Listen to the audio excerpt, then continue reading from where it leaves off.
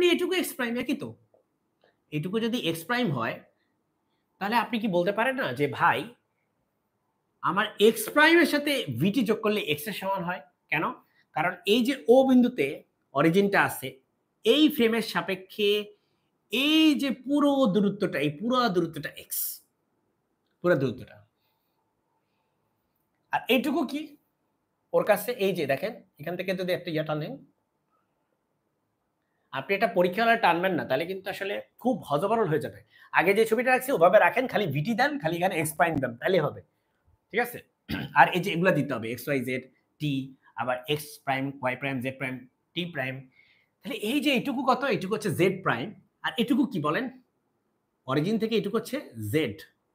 তার মানে জেড আর Z prime হচ্ছে সমান। একই লজিকে ইভেন্ট যেহেতু এখানে হচ্ছে, তো এটুকু হচ্ছে ওয়াই প্রাইম। তার মানে ইভেন্ট যদি এখানে হয়, এটুকু যদি ওয়াই প্রাইম হয়, দেখেন এখান থেকে যদি আপনি দেখেন, আপনাকে জেডে যাওয়ার পরে এইখানে আসতে হবে, বা অরিজিন থেকে চিন্তা করেন। সো ওয়াই প্রাইম, আমি জানি না কতটুকু বোঝাতে পারতেছি, ওয়াই প্রাইম আর ওয়াই সমান, আর হচ্ছে জেড প্রাইম আর জেড হচ্ছে সমান। বিকজ কোনো ভ্যালোসিটি নাই, ভ্যালোসিটি শুধুমাত্র এক্স এর দিকে আছে। ইউনিফর্ম যে ভ্যালোসিটিটা সেটা শুধুমাত্র এক্স এর দিকে আছে, তোমার জেড এর দিকেও নাই, ওয়াই এর দিকেও নাই। সো বাকি দুইটা যেই দিকে আছে সেই দিকে হচ্ছে তোমার কোঅর্ডিনেটের মান চেঞ্জ হচ্ছে না। ঠিক আছে? কোঅর্ডিনেটের মান ফিক্সড। ওয়েল, এখন আমরা এক্স ইকুয়াল টু কি বলতে পারি? এই পুরোটা হচ্ছে এক্স, দেখেন এই যে সেকেন্ড ব্র্যাকেট দিছি, এই যে দেখেন পুরোটা এক্স। এক্স ইকুয়াল টু হচ্ছে এক্স প্রাইম প্লাস ভিটি। এক্স প্রাইম হচ্ছে ওর সাপেক্ষে মাপা, আর ভিটি হচ্ছে কত দূরে চলে গেছে অলরেডি। তাহলে ভিটি প্লাস এক্স প্রাইম। ওখান থেকে আপনি বলতে পারেন যে এক্স প্রাইম ইকুয়াল টু হচ্ছে এক্স মাইনাস ভিটি। এই যে ভিটিকে ওইদিকে নিয়ে যান, তাহলে এক্স প্রাইম ইকুয়াল টু কি? এক্স মাইনাস ভিটি। তাহলে আমরা যে দেখতে পেলাম যে দুইটা কোঅর্ডিনেটের মধ্যে সম্পর্কটা কেমন। আমি যদি এটা একটু মুছে দিই এখন, হ্যাঁ আচ্ছা থাকুক, এটা সমস্যা নেই। তাহলে একটা তো এটা হয়েছে, একটা হচ্ছে Y prime equal to Y, Z prime equal to Z.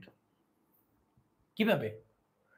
বলেছি যে আপনার ভ্যালোসিটি শুধুমাত্র আছে এক্স অ্যাক্সিস বরাবর, ওয়াই এর কোনো ভ্যালোসিটি নাই। তার মানে ওয়াই এর কোঅর্ডিনেটের মান দুইজনের ক্ষেত্রে ম্যাগনিটিউড সেম হবে। আপনি যদি ওয়াই জানেন, আপনি ওয়াই প্রাইমের মানও জানেন।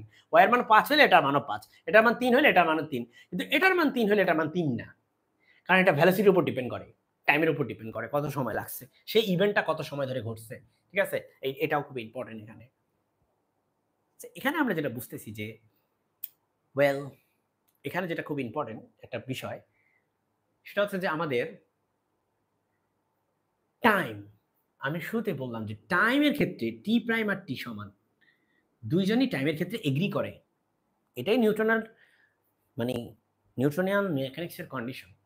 টাইমের ক্ষেত্রে সবাই এগ্রি করবে, টাইমের ক্ষেত্রে কোনো ডিসএগ্রিমেন্ট নাই। ঠিক আছে? কোনো ডিসএগ্রিমেন্ট নাই টাইমের ক্ষেত্রে, টাইমের ক্ষেত্রে সবাই এগ্রি করবে। Well, that is Galilean transformation. এটা হচ্ছে গ্যালিলিয়ান ট্রান্সফরমেশনের ইকুয়েশন, গ্যালিলিয়ান রূপান্তরের ইকুয়েশন আমরা বের করলাম। এবং এরপরে আমরা এখানে দেখব যে এটা তো হচ্ছে কি, এটা হচ্ছে কোঅর্ডিনেট, এটা হচ্ছে টাইম। আমরা কোঅর্ডিনেটকে এক্স সরি টাইমের রেসপেক্টে ডিফারেন্সিয়েশন করে ভ্যালোসিটি বের করব, সেটাকে আবার আমরা টাইমের রেসপেক্টে ডিফারেন্সিয়েশন করে অ্যাক্সিলারেশন বের করব, তারপর আমরা ফোর্স বের করবো এখান থেকে, এবং দেখবো আমরা যে আসলে গ্যালিলিয়ান ট্রান্সফরমেশনে কিভাবে করে ইকুয়েশন, নিউটনের যে লটা, সে লগুলো, নিউটনের ফুল মেকানিক্সটা কিভাবে ভ্যালিড থাকে, এটা আমরা চেষ্টা করবো পরবর্তী ভিডিওগুলোতে দেখার। সো আমাদের গ্যালিলিয়ান ট্রান্সফরমেশন থেকে কি নিতে হবে? ফার্স্ট থিংস ফার্স্ট, যখন টি ইকুয়াল টু ছিল 0, যখন সময় শুরু হয় না, দুইটা ফ্রেম ওভারল্যাপ করছে, যখন টাইমের হচ্ছে একটা নির্দিষ্ট সময় পার হয়ে গেছে, তখন এই ফ্রেমটা, এস প্রাইম ফ্রেমটা, লাল ফ্রেমটা, সেটা হচ্ছে আমাদের নীল ফ্রেম থেকে, যেটা স্ট্যাটিক, সেখান থেকে একটু দূরে চলে গেছে। কত দূরে চলে গেছে? ভিটি দূরে চলে গেছে, কারণ তার স্পিড ছিল ভি। এক্স অ্যাক্সিস বরাবর তার শিফট হয়েছে, তার ওয়াই আর জেড অ্যাক্সিসে কোনো শিফট নেই। ঠিক আছে? এখানে একটা ইভেন্ট ঘটছে, যে ইভেন্টটা ও যখন অবজার্ভ করে, ও দেখে X prime, Y prime, Z prime, T prime. আর ও যখন অবজার্ভ করে, ও মেজার করে এক্স, ওয়াই, জেড, টি। এবং এক্স প্রাইম আর এক্স, ওয়াই প্রাইম আর ওয়াই, এবং জেড প্রাইম আর জেড এভাবে রিলেটেড। আমাদের এই ইকুয়েশনগুলো মনে রাখতে হবে। ঠিক আছে? সো নিউটনিয়ান মেকানিক্স, আমি আবারও বারবার বলতেছি যে নিউটনিয়ান মেকানিক্স হচ্ছে ভ্যালিড